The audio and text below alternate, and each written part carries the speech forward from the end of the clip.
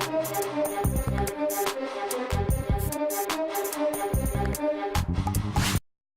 and welcome everyone to the first episode of the Zero Respaws podcast. I'll be your host, Matt Anderson, and since it's the first podcast, I'll tell you a little bit about myself. I am a teenager living in northwestern British Columbia. That's right, I'm your very own Canadian host. I know, shocking. And I play all kinds of games, ranging from strategy to whatever the hell's at the other end of the spectrum.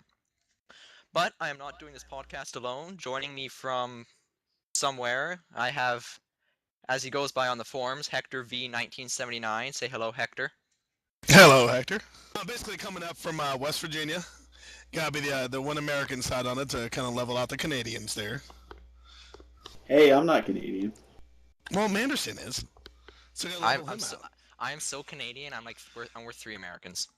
Yeah, you know, I'm like the regular pork bacon to his Canadian bacon, which is just ham fried. All right. Is that all you're willing to tell us, Hector? Yeah, basically. Another guest, as he goes by on the forums, Apache Killer. Say hello.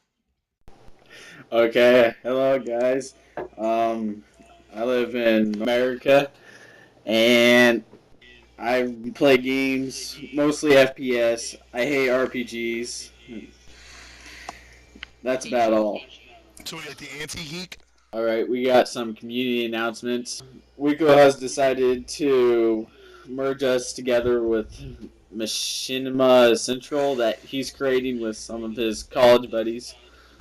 Is that gonna be the official name now? No, it is Machinima Encore. I read earlier today. Machinima Encore? Really? I like Central better. Well, Yeah, I like Central better. From what I read, the reason he picked Encore is because he's going online and getting the majority of the good machinimas that are already out there, and he's going to be putting them on his site.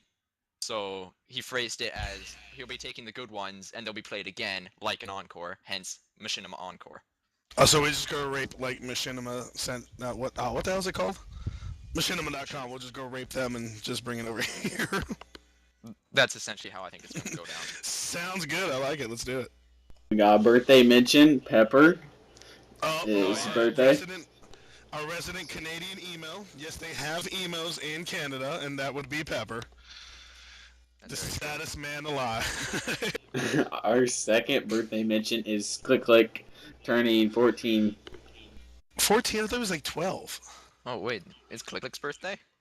Yeah, that's what it says at the form. Oh, shows how much I scroll at the bottom. Well, happy birthday, Click Click. Happy birthday, Click Click. We didn't even know. So just hope you feel good about that now. Your friends love you. We have no clue. Oh, yeah, you are 14, aren't you? Oh, he's a little puppy. I remember I was 14. I don't even think I had pubes back then yet. I forgot when he gets the damn things. Hey, Hector, keep this G.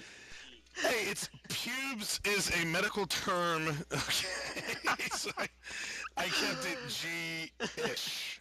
Okay, that's what you get for throwing me on this thing. Okay, we got 2 reviews coming up. We have a review on Alien Swarm and Microvolts. Man, would you like to go first? Yeah, sure.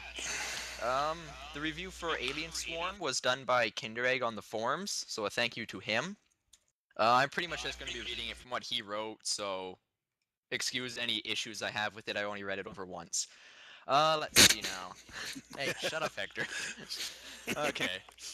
Most, if not all of you, should have heard this. If not, then boy, have you missed out on something big.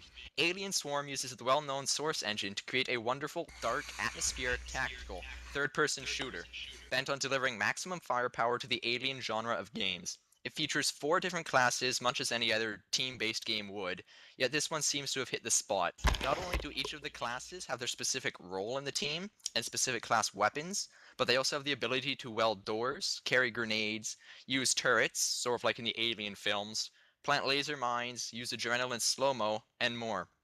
It delivers a huge amount of loadout customization, enabling everyone to develop their own unique playstyle. Despite this, some missions require certain weapons, forcing teams to rethink strategies and loadouts, such as missions involving flamethrowers to destroy an enemy in the game called Biomass. This means that players are constantly shifting roles and playstyles, allowing them to experience the whole game for what it's worth, not just sticking to the sniper or going insane with a minigun for hours on end. The third-person aspect of the game is very different from what we're normally used to, especially from Valve games such as Team Fortress 2 and the Left 4 Dead series. Oh, sorry, messed up that sentence. Especially from Valve games such as Team Fortress 2 and the Left 4 Dead series have dominated the majority of their staff and what they release.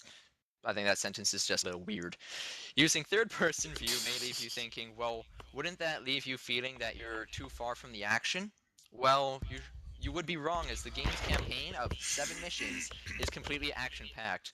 Explosions are undeniable, last stands are inevitable. I hate that word. Inevitable. I can never say it. And running for your life through masses of aliens is definite. Getting up close and personal to the action here is something you can't miss. Players new to the game may find it a little tough at first, as there is no tutorial to get God, I can't talk today. To get to grips with the game besides quick pop-ups as you're starting the first mission telling you how to put one leg in front of the other and point this here, alien goes boom. This means that veterans of the game may be left screaming at you in situations where a new or idiotic player has to weld the door to stop them from dying. Luckily, Alien Swarm does adopt the default FPS controls that we would typically be used to. The campaign is somewhat short, having only 7 quick missions. It leaves very little replay factor except for achievements, and leaves you stumped as to why it's so short. But there's a huge promise of more campaigns to come, with the easy modding capability of the game and a very eager community. Already, masses of community maps, campaigns, and mods have been released, such as survival maps, added gore mods, and even a first-person mod. Because of this, the game's short campaign won't make you quit playing the game, but rather make you more inclined to see what other users have mustered up through the Source SDK tools. The storyline of the game isn't very gripping or exciting, but the gameplay easily makes up for it. Now here's the big selling point. Unbelievably, the game is free. Completely free. No petty microtransactions hiding behind the big free sign, like some games we know, but actually completely and utterly free. Provided you have Slice, the source. yay! Told you I was gonna throw that in there. And it had to be you. Provided you have the Source engine already downloaded and installed on Steam, of course. But even if you don't have the Source engine, it's easily accessible. Alien Swarm, for what little it is, has made a big leap forward for the Steam community, and I expect big things to happen to it, and recommend it highly. It delivers amazing gameplay and a great opportunity for modders to excel at what they do best.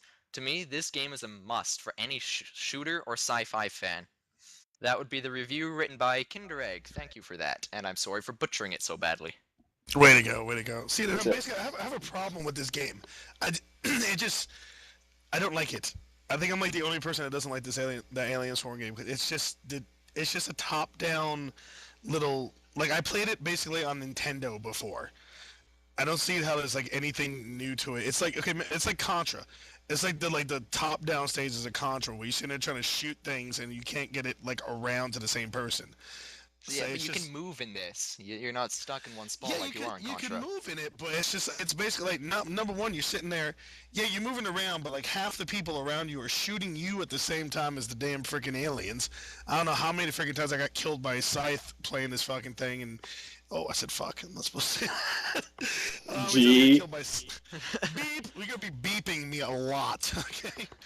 But I don't know how many times sitting there playing when your teammates are saying they're just tearing right into you with every single gun they have while you're trying to get around. And there's no way to get around it because there's so much commotion on that screen that you can't really tell what's going to happen every single second. And the torrents are cheesy because anybody you can just drop them right down there and just sit back and relax. I mean, there's no skill involved whatsoever. Like, what's the stage with the elevator? All you gotta do is drop like 3 torrents. One. Yeah, the second one. You drop 3 torrents and just sit back for the rest of the stage. That's it. Yeah, but I mean, yeah, I've played that without those, and it is actually like ridiculously hard if you've had like at least one person die on a full team. It still gets hard. Well, yeah, but you're not gonna do it though. You're gonna sit there and drop this freaking torrent. Not many people's gonna sit there and not use it because it's sitting there because you're gonna get bored with it, sitting there trying to kill everybody, getting killed left and right, and then your friends killing you left and right. So what are you gonna do? You're gonna drop a torrent and sit there, and just wait till every single alien pops up onto it. I mean, I'm not impressed by many Steam games, and I don't care if I piss off fanboys. I hate them anyway. Valve games don't impress me, except for Left 4 Dead. none of the games impress me. And this one just doesn't impress me at all. It's just not even close to. It's just basically freaking what's it called? What's that game called that I don't like? Diablo. It's Diablo with guns. That's all it is. Yeah, It- yeah. It is a Thank you, I'll lot less kiss than my butt. Diablo. Diablo 2 is a great game. It is nothing like Alien Swarm in the least. It's not a great game. Diablo. Don't is- get me started. We'll do that on another episode. Don't get me started on how much I hate. All right, Diablo and guys, How all boring right. it is. I That's a fell different asleep game. playing it. All right, yeah, we're going. Yeah. Yeah. Go on, no. Carry on. I just Sad, can. I like this. That's what we're gonna do. We're just gonna go back and forth on them. I like the. I could never get used to Alien Swarm. I played it for about an hour, and I can't figure it out, so I just gave up. I was Well, playing were with you some. playing alone or with random people? I was playing with 0R members. Oh, well, that... Well, they definitely got killed every 5 seconds. We're like the most team killingest bastards on the damn planet. Hey, when Cookie and I played, we had a great time because we were